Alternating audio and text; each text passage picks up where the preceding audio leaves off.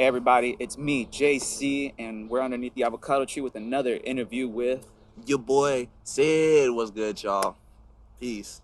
Great Sid. Thank you for joining me, man. It's been a long time. Bro, it's been so long. How you been? How the have you been? I've been great, man. Good. I've been pretty good, just trying to stay busy, but I know I see you even busier, man. Yeah, man, I'm just trying to keep it going. You know, when we met, I was doing the music thing. I was just starting. I was young. I was just like kind of finding out my sound. I'm pretty sure I told you I wasn't sure where I wanted to go at one point, but then like I feel like now I've kind of like solidified myself a little bit in the culture, like locally as a independent local artist. It's kind of crazy to say it, but yeah, a lot of people kind of recognize me for it now. Yeah, and I mean, every time I've met people, I've always recommended you as a person they should either collaborate with. Thank you. But now I even recommend them to you because I see you making beats and producing, or I'm sorry, maybe producing, maybe not making beats. I don't know. Well, a little bit. Like I dabble a little bit with beat making. See, like we'll get into it, but like beat making is so different from like not different from engineering, but it's like a different world, bro. It's like messing with sounds versus just messing with the overall song and vocals and the beat. It's like actually putting together the melodies and everything and having the musical knowledge. Like, I'm not gonna lie to you, I don't know how to read music. I have the intuition of this sounds good, this doesn't, I'm gonna keep this, I'm gonna take this out. That's my intuition that I use when I make like those type of songs in those environments and stuff like that. So, basic question, man. What's been your source of inspiration? Source of inspiration as of lately. I feel like just life, cause I mean, I listen to music, I watch movies, I do all this stuff. Before we got the interview started, she was asking me if I was all right, cause like kind of cloudy mental these days, but I like just looking at stuff. Like maybe I'll look at the ground and see the ants running around, building their colony or doing things that ants do, or like how the butterflies are flying around here, like, or even just talking to people. Like when I'm actually in those social environments or social moods and I actually talk to people and I get different perspectives on life, on art from other artists and creatives, or you know, even just listening to like the old heads just talk for hours about whatever. It's just the different perspectives of life really inspired me. I'm not the type of person that makes music necessarily geared towards going to the club and geared towards the materialistic things. I do and I can because that's life. Right. But again, that's another perspective. So I feel like all the different perspectives that I've gotten, that I've collected over the years through close friends and random strangers alike, have really inspired me and put me in a good place as far as like stuff to write about and my approach to music and songs and stuff like that. I think that actually is something that kind of leads me in life, period. I'm very like heavy on experience being my teacher.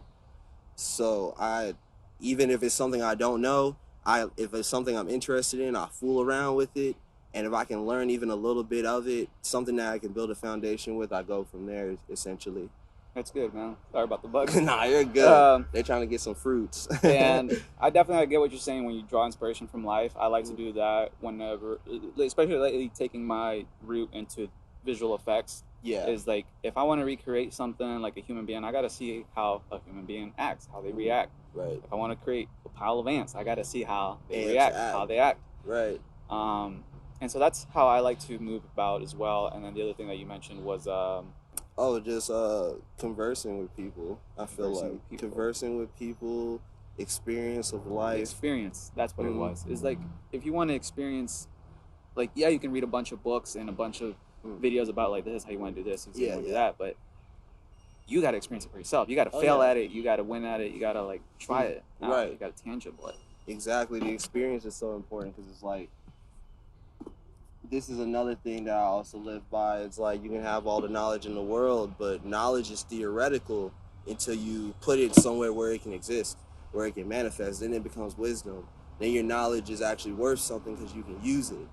So experience is very important. Experience is very important. If you don't know what you're doing, start now and get the experience. Yeah. For sure. Absolutely. So we're not fully through the year yet, but what are some of the things that you're trying to accomplish this year before it's over? So you still got a lot of time, but what are some of the goals for this year? I think what I've been focusing the most on, not necessarily just my own music, but it's working with other artists. Um, Music or Music, yeah. I'm not like, I don't want to say I'm like no big hat or nothing like that, but I'm in this group. It's like a 7 artist group. Mhm. We all make R&B and rap music, and just good vibey, feel good like hip hop music. And I think one of my big goals is with that group is to get all of us on a stage and have a good show, because we all just got together. A lot of people know me from being a part of Imperial, which is with Swerve the Hooligan and God Bless the Dead, Trey Godfella. And we did amazing things together. We opened up for Maxwell Cream in Orlando. We opened up for the Wu-Tang Clan, or specifically 3 members of the Wu-Tang Clan, Jizza, Ghostface Killer, and Raekwon the Chef in Fort Lauderdale in front of 1,500 people. yeah. At a sold-out Revolution Live, which is one of my milestones in my entire life. That's a good accomplishment right there. Absolutely. Yeah. Sold out show, opening for the Wu-Tang Clan. And then they were all together in Miami, I think the day after that, for 3 Points Festival. So that was amazing. But I think as far as that group, which, by the way, we go by CCG, I think a big goal for me is to get them on stage, get all of us exposed to the larger audience, let everybody hear the music. Another goal of mine is take my business further and further than where it is now. For 4 years, I have been the head studio or engineer over at Soda Studios. Mm-hmm. So really trying to take that to another place. Where currently we got our Studio B being constructed right now. We've had the front room done for 4+ years. And Studio B is just going to be a smaller booth, but a bigger engineer room. Is going to be an opportunity for more artists to come and record and network with other artists, producers, videographers, graphic designers. We're tapped in with a lot of people, so we're really trying to make it like a hub where everybody can kind of be in contact with each other. You might come here and see a business card for somebody that does graphic designs or something, and you're like, I need t-shirts made. Yeah. There's also a card there for somebody that, prints t-shirts. So really trying to build that by the end of this year a lot more. I really wanted to be a much bigger hub for a lot of locals to come through. It sounds like you got a good network hub that you're trying to build up on still. And yes. It looks like you're also trying to venture out to creating something for yourself. Yes. I say you're definitely going to achieve it, man. Because from what I've seen from a distance and outside perspective is like you got a good handle on it. And, there's always those things where like, man, people see only the good, they don't see the bad. I'm not seeing the bad right now. Yeah. But I can definitely see like you're in the right directions. You've always been taking the steps in the right directions, and you seem like continuously are. As long as you keep that mindset, and as long as you keep doing and experiencing it, absolutely, you're definitely going to get there. You might fail. I failed in a couple things, but as long as you stay persistent, you will get there. Oh yeah, absolutely. There's ups and downs with everything. You kind of got to expect it at some point. Not necessarily expect to fail, but you have to be ready to.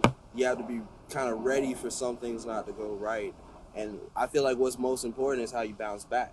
Yeah. It's not necessarily important how big the fall was or how bad you bruised yourself on the way down, but it's how quickly do you get up, and did you learn your lesson? Because 50-50 is like 50% of it is getting up, 50% of it is realizing, how did I fail? Where did I mess up? Mm-hmm. Where can I be better? Where can I do differently? Where can I go differently? So, with that being said, there have been there's slow days during the business thing. There are periods where the creativity seems like it's going away from you, where it's kind of hard to edit or maybe write or produce a beat or something like that. I feel like we got to go through those points because it reminds us like, hey, this shit ain't easy. Yeah. Like, I know it's not easy. I've been doing this for like 10+ years. How long have you been doing it? Editing, it's about the same. For me, whenever like I find those experiences, like, man, I don't want to edit this one. It's right. That's where I look myself in the mirror, legitly, like in the mirror, and I'll be like, dude, this is discipline. Like as a boss, like if you're at a business, McDonald's, or working at a doctor's office or for Lamborghini, like there's gonna be a day you may not want to show up for work, but you know what? You want to get your paycheck, so you got to show up and do your job. Exactly. It's the paycheck, but there's also like there's people depending on my work. Yeah. There are people that have handed me something, and I have to hand it back to them polished and cleaned and ready to go. And that's on the engineer side. As an artist, it's like, you know, like I said, I owe people verses. I'm not gonna just not give them their verses. Like, I actually am writing and completing and trying to pin down these verses. Life just happens, you know what I mean? And that's another thing, is life tends to get in the way a lot of the creative process, but you just have to keep working through that. Take some time off if you need to, like you said, look in the mirror, throw some water on your face, reset. And you know, you have to keep working, bro. There are people that are dependent on our job, and you know what we can provide for them as creatives and businessmen. I feel like. Do you like to go with the flow of things, or do you like to mainly like to make a plan and then stick to that plan? And you know, some things have to get improvised. That's fine. I'm very go with the flowish. I don't like forcing anything. But if it's something, it depends what the situation is. Like, I'm a firm believer in rehearsals for performances. I came up around a lot of performers as far as like locals, like Derek Goburn Jr., Chris Eisenberg. When I was younger and they were touring with each other, I would kind of be like the fly on the wall sometimes. I would come with them to the rehearsals, and they would be rehearsing for 6-7 hours a day, running through the entire show. And they would have a seamless performance, because every night for 30 days straight, they would have to go out and do that same set. So it's like, to see that type of dedication inspires me as well. So in situations like that, I think a plan is necessary. When you have to wow people and you really you have points to prove and you want to stick to those points, you have highlights, you have things you want to cover, make a plan. But if it's something you can kind of feel out, like if I go into a recording session, I don't have like a specific process as far as like how I write music or how I tailor to an artist. It's kind of just like I go with the flow. If they're conversationalists, we can chat it up, you know, we can converse a little bit before you go into the session. I can get to know you, or if we're working together, we're going to chop it up so I can kind of understand how you work, and then I'll know I can throw this guy every idea I have, or I'm going to chill and I'm going to watch and I'm going to see if I can bounce off of him. Some people work better like that. Yeah. So, I don't know. It kind of just depends on what the situation is for me, how I go into it. Since we're talking about music and situations, when it comes to you making your songs, are you usually the type to always write out every song that you make, or are there some songs here and there you're like, yeah, I can freestyle this one, or I can go with the flow and, you know, not write something with this one? It's so crazy. I've been thinking about trying the freestyle thing. Like, a lot of rappers I record will book a session, find the beat when they get to the studio, and then go into the studio after like smoking a blunt or two, maybe taking a shot or whatever, you know, the little party pre-vibe session. They'll go into the studio and will freestyle, and they'll write, like, not write, but they'll write the song there in the booth while freestyling. Like, I've been thinking about doing that. I'm not too confident in my freestyle ability. I've been a writer since 3rd grade. I read poetry before I was doing music. So I'm more of a writer, but some of my favorite rappers, Jay-Z, Lil Wayne, I feel like Kanye to some extent probably goes in the booth and freestyles, but I've been trying it. I've been thinking about it. I feel like when you can rap just the raw emotion of how you feel in the moment, it makes a song a lot more powerful. And if you like it that much, you can write it down and re-record it. That's something a lot of people don't think about. Surprisingly, I've not seen that many people freestyle and then write their stuff down and then re-record it. Very few have done that. But when it comes to your music and any type of content you make, videos and just songs in general, do you just like to release them out there when it's said and done, or do you have a plan as to how you're gonna release these? Man, this is crazy, bro. When this drops, I'm sending it to everybody because I've been preaching to everyone in my immediate circle. My immediate circle is artists and homies. All of my people in my artist homie group know that I preach 4 to at least 6 weeks before you drop a song because for example, DistroKid, which is a DSP, is one of the places you can upload to get to Spotify and Apple Music and all that stuff. Is they recommend that at the quickest that they'll let you do is 2 weeks, but they recommend 4 to 6 weeks because it opens you up for playlisting, it opens you up to promote. A lot of people don't know that either. Right. It gives you time to market and actually get your stuff. It actually lets you put it in front of people so they know what's coming. Mm-hmm. Now, back in the day when we had SoundCloud and YouTube and you could just drop and drop and drop as soon as you finish the song, like how I used to back in the day, and people will go listen to it off the strength of you being the homie, that's dope. But now you're going on a platform where you got Drake and Kendrick and Jay-Z and Nicki Minaj, and sure, they're like upper echelon or whatever, but it's like now you're entering a market where it's not that easy to get discovered. No. So you have to give yourself a chance. I say give every release the red carpet treatment. Every single one, if you love it that much. Yeah. So I am not a fan of dropping sporadically. It works for some people, and some people blow up off of it and say that's how they did it, but I kind of take it all with a grain of salt. I kind of believe some of the overnight success stories aren't really overnight success stories. I feel like that's something that might have been bubbling for some time. I think the only real one that ever pulled that off was Fetty Wap. Fetty Wap, he was right? The only one it even shows that like just because you blew up so fast, you didn't have enough time to garnish real fans. And I think he has fans now, but like I seen an interview where Roddy Ricch said the same thing, bro. He was like, I blew up way too fast, bro. Like I didn't have a chance. Really I didn't have a chance, like to really, cement myself with what I was trying to do. And he's a great artist. I love Roddy Ricch's music, but for him to say that and for him to have songs like The Box, which had the world in the chokehold for a whole year on some Drake level shit, for him to say that is like, yo, how important is it to like give yourself time as an artist for releases, for press, for marketing, for branding yourself, because branding yourself is a huge part of marketing. And part of your brand, even if you may not like it, is how you blow up. Because if you blew up off of a TikTok video or because they're using your song to something stupid or whatever, comedic, like now your song and your brand is kind of also connected to it's going to be related to that. Like there's a lot of artists that are like satire artists. They like making funny songs or songs that have like a niche to them of some sort, and it's like that's dope and that's amazing. Really do your thing with that if you can.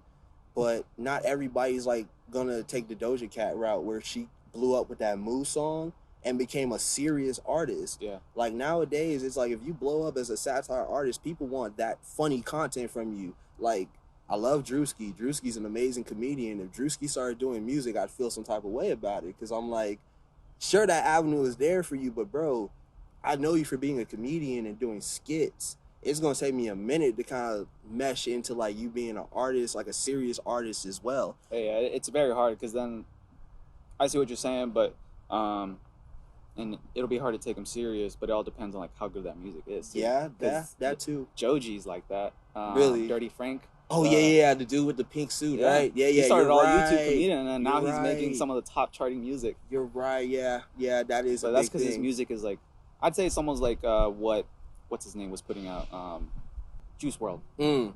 It was like at his level, and so like I think that's why his music, I don't know why, but I see that people love that type of music where it's depressing, even though the culture may not be depressed. It just catches on to emotions, I guess. I mean, because everybody feels, bro. I mean, I feel like music like that comes down to that. Like if you really resonate with that music, it's just proof that everybody feels. Even I know some people that probably wouldn't talk to me about their issues that listen to like Juice WRLD. And I don't like judging a cover by its book, saying like I don't like to judge you based off the type of music you listen to, but I can't help but think like, damn, bro, I hope you're okay. Yeah. Like, no, same way. I hope you're okay, I bro. always check on folks on what they're playing. Yeah, like for real. It's like when you walk into the homie crib and he playing like some smooth shit, and you're like, damn, is there a girl in here with you, bro? You good? Like, should I run? Right? Am I good, bro? Should I not be here? How do you like to approach your marketing? When it comes to marketing, okay, let's say I have a song. Right. I finish the song. Best case scenario, I like it. I get the mix and master done, and I think the next step for me would be a video. Get the video done. If I'm lucky, I could do a photo shoot the same day as the video. Try to get like the same kind of world that's created in the video to get created for that graphic design. So I have the cover, and the cover matches the song because it's in the video. Or if not, I just get get that done another day. But once I have like all of the content ready, I would say look at my budget, figure out how much money I want to funnel into this thing, because you can always just be like, I'm gonna throw a random $50 into my promotion. Oh my God, my promotion is doing good. I'm gonna throw another 50. That's great, but it's better when you know you're not depleting all of your funds. Mm-hmm. I feel like, so have a budget set aside. Once I got all that, I think it's a matter of just taking like maybe 4 to 6 weeks and just really figuring out like, all right, how frequently do I want to post? What times do I want to post? Because, you know, Instagram have the peak times and stuff like that. So I feel like if you know your peak times and when all of your users are active and they're on their phones, post during those times so they see your stuff. I might even like jump back to like 2012 and start flooding people's DMs, because that is a dying method, but it still works. I might flood a couple DMs like, yo, go like my post, get my engagements up, because that stuff is real important. Instagram rewards you on your engagements. Mm-hmm. Once I got all that and people are tuned in and I got people DMing me, I might drop some snippets, go on TikTok, drop a reel or whatever, because it's easy to rack up numbers on TikToks and reels. Once people are DMing me and they're excited for the song, I drop the date. I don't drop the date when I'm doing all of this promo. These are teasers. These are just for y'all to know something's coming. And then like maybe the last week, the end of the second to last week, maybe I'm dropping the date. Like, all right, songs coming this day, videos coming after, before that, da-da-da-da-da. Here we come with the photo shoots, like where I'm dropping mad photos and stuff like that. And just showing people like, yo, this is in the air now. Like, I want y'all to be ready for this. I'm excited. I hope y'all are excited. Yeah. You have to brand yourself. You have to know how to make yourself sellable. You know what I mean? You have to make yourself commercial. People have to be able to listen to your music and want to show it to their friends, not just be like, this is my homie and he's on the street. You know, he's rapping for the streets. Like, that's great. But if you're talking about being commercial to a certain extent, there has to be some sort of marketability about you. You're a business. Artists are business. Yeah. So, you know, you got to be a hot commodity. You got to know what it is to be a hot commodity in this day and age. I think marketing has a large amount to do with getting people excited. If you look at the history of just marketing for any big brand, for any big artist, historically, I love thinking about the relationship between Michael Jackson and Pepsi when he was doing his tours. Pepsi and Michael Jackson were synonymous with each other at one point. Like, every time he did a tour, it was sponsored by Pepsi. Pepsi would sell all of their products at his shows, worldwide tours, Pepsi, and Michael Jackson. He had commercials and all sorts of stuff like that. Yeah. But that's because Michael Jackson was a bigger-than-life brand, and so was Pepsi at that point. Yeah. Pepsi's one of the biggest leading soda brands in the world. Yeah. So, like, that collaboration, all of those commercials, all of those press releases, just to tell people Michael Jackson and Pepsi are going around the world on a tour, and we want y'all to be a part of it. And then you have situations where Michael Jackson's Bad Tour was one of the most outselling tours in history because the marketing was just on point for it. It was a bigger-than-life show, and that's how they presented it before people even got a chance to see what the stage looked like. So I think the marketing and the presentation is really big. You need to let people know how big your product is. Not necessarily want to say content, but your product. It has to seem bigger than life to people. They have to get the feeling that you're taking this seriously. Right. And if they see you're taking it seriously, even if they don't take it all the way seriously, they're taking it seriously because you're taking it seriously. Yeah, your seriousness of how you take your work ethic. Right, is gonna show through your posts. Right. And some people are like, "Oh, I'm not that internet savvy." I'm like, I know some people don't want to be like all social media, and I don't like being social media either. Like, yeah, me neither. But that's just part of the job. Yeah. Right. That's just part of like, do you want to get your brand out there? Mm-hmm. Not everybody's Playboy Cardi, unfortunately. Not everybody's synonymously cool like that. Right. He's the only guy, like, there's not many artists that can just go ghost for a long time and then post something and all of a sudden you're like the hottest trend. The hottest thing in the world. Right? Like, really. You're not him, man. You're not Playboy. Exactly. But in the meantime, just keep posting, stay consistent.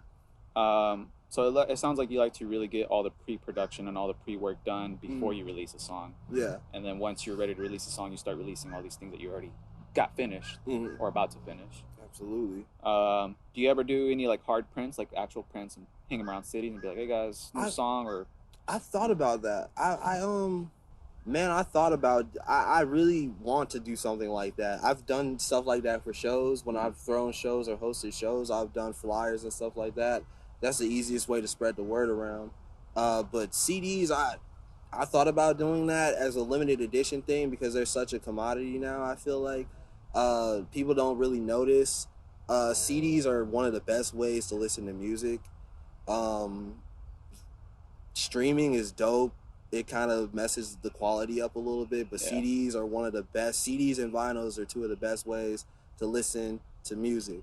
And I thought about doing like limited edition CDs of like my last release, but I really want to bring something to the table for people, like a real good body of work that comes with something, not just CDs, maybe CDs, a couple of handwritten letter to say, hey, I really thank you for supporting me as a local artist. This means a lot more than what a lot of people may make it seem like, and stuff like that. But I feel like the hard copy things makes it more intimate with people because you can actually hand that to them. So I would really like to get into that business because I feel like there's a lot of I feel like that's missing from the game. It's like artist to fan, like just that face-to-face communication, that face-to-face like, thank you for supporting me, here's something for that. Or, you know, thank you for this $20 that you're giving me to donate to support for my show or whatever. Here's a CD, here's a shirt, you know what I mean? I feel like that's something that's missing. I went out to California one time with some friends outside of this Walmart during like COVID era. Outside of this Walmart, these guys had a table a little bigger than this. And they had t-shirts, flyers, CDs, just USBs. Yeah, local artists just selling their stuff, bro, getting it how they used to. Yeah, you gotta what are you doing different from the competition? Right, bro. Man. Everybody's sharing their stuff on Instagram, bro. I get DMs every day. Before I even owned the studio, now that I own the studio, it's like tripled. I get DMs every day, and people are like, bro, check out my music, da-da-da-da-da. How much are your rates? Yeah, how much are your rates? And they're like, on the website, bro. I'm on the way. I'm about to be the next biggest artist, bro. You gotta tap in with me now while I'm still underground. Dope, bro. Everybody's telling me that, but like, if I was walking down the street, I'm this type of person. If I was walking down the street and you had a table set up in the hot Florida sun and you selling your stuff, and you be like, bro, I'm selling CDs for $10 that come with a shirt, bro, give me 2 CDs, bro. Yeah, probably that's real. Yeah. That's just real, bro. Like, you're putting work in. Yeah, bro, that's missing, bro. I see that. I see you're putting work in. Because if you're not putting the posts in, at least go outside and start. At least go outside and tell me. Yeah. At least stop me on the street if you ain't gonna post it. At least stop me on the street and say. If you don't like being tech savvy, go out there and start printing stuff and go out there. For sure, bro. Don't find an excuse. Well, I don't like posting. I'm not internet. We'll start printing. Right. I'm an introvert. I am too, bro. But if you want to make it in this music game, you gotta talk to somebody. Do you like to make music for yourself, for the audience, or do you just take them into consideration when you're making the music? I was gonna say 50-50, but yeah, definitely the second one. I definitely take the audience into consideration, because it's so easy as a creative, period, to want to sit down in front of an empty slate and make precisely what you want to make, and a lot of the times you do that.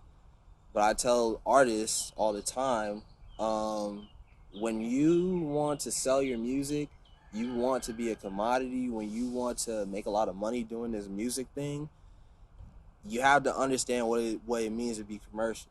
You have to understand, again, how to sell yourself. So a lot of that starts with the music. And so you do have to take into consideration what a lot of people want. But I think, to integrity and just kind of staying true to yourself as an artist, if you can make art that's still true to yourself, to who you are, and people like that, I feel like that's the best case scenario. Yeah. Versus what I see as selling your soul or being a sellout is doing things that go against your morals, that go against what you believe and who you are as a person. I want my music to reach out to people that need it. I talk about a lot of mental health stuff in my music. I talk about life in Sarasota in my music. I talk about a lot of things that happen in Sarasota that I feel like don't make it to the news, because Sarasota is known for Siesta and Lido Key Beach. Yeah. And UTC Mall and like all the fun stuff around here. But like I'm from the inner city, so don't get that misconstrued. Like every tourist spot has an inner city. Yeah. So like I talk about that. I talk about where I'm from. And I feel like it'd be an injustice to myself and a lot of the people that respect me for that if I didn't acknowledge that. Even if I blew up and had a top Billboard hit on top 200 Billboard hit or whatever, that'd be dope. But if you go back to that album that song is on, I guarantee you're gonna hear about what's going on in Sarasota. I guarantee you're gonna hear what's going on in Bradenton, because like Sarasota and Bradenton, like Sarasota, Bradenton, Oneiko, all that. I talk about everything that happens around here because like I hear it, bro. My ear is to the street. Yeah. So I have to make music and consider like where I came from and consider the people that are gonna hear it. You know what I mean? Because in doing that is honest and true to myself.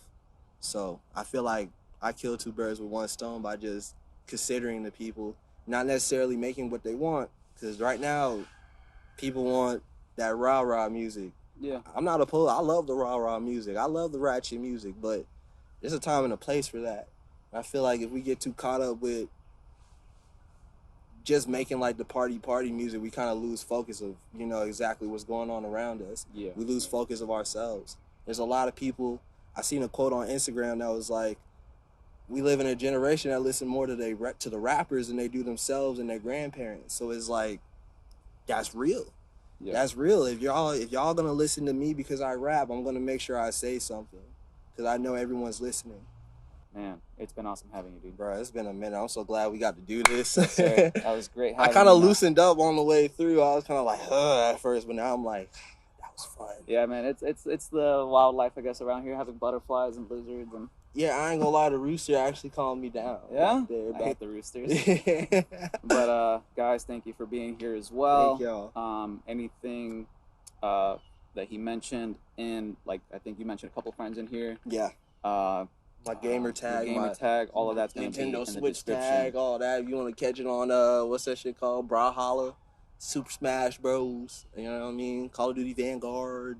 So, see you guys next time. Peace. Peace.